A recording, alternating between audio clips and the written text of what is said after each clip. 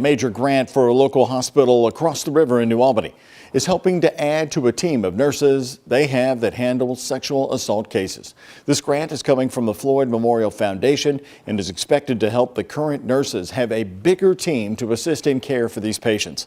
WHS 11's Ford Sanders is sharing what's expected for the future of the program and other resources. SANE. It stands for Sexual Assault Nurse Examiner. Now that program is getting nearly $10,000 in grants to help double their team of professionals to help care for those experiencing traumatic events. Our main goal is to protect them and do what they need done. Protection and support. That's the basis for the SANE program. With just 3 nurses, they're doing 20 shifts apiece on top of their regular full-time job. Well, that's soon going to change. 4 more nurses are being added to the program out of Baptist Health Floyd to help provide more care. But what do these types of cases look like? When they come in, the first thing we do is they're seen in the ER by a physician and cleared medically. Then our SANE nurse examiner will take the patient and do their examination. There's a kit that we receive from the state that we use, and all of the evidence is preserved with that and then sealed with tape and given over to law enforcement if the patient chooses to go that route. Scott White says they make sure to follow what the patient says. We want the patient to feel comfortable coming here.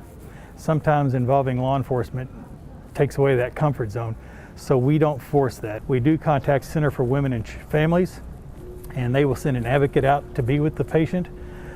They can also refuse that. That's where Zenobia Law and her team come in. Law is the director for the Center for Women and Families in Southern Indiana. She says it's important these patients feel supported from the start. To have someone there with you who doesn't have an agenda to, have you to, do anything other than I'm physically here to, listen to you. I can hold your hand if you want me to. Saying when it comes to the program expansion, she knows it's necessary to continue their advocacy efforts in more areas. It's needed in our community, like someone who has experienced that, having to leave their own community to go get support because there's not enough support in their community. That's kind of heartbreaking. And Baptist Health is opening up a new ER and urgent care expected this summer in Jeffersonville, Indiana.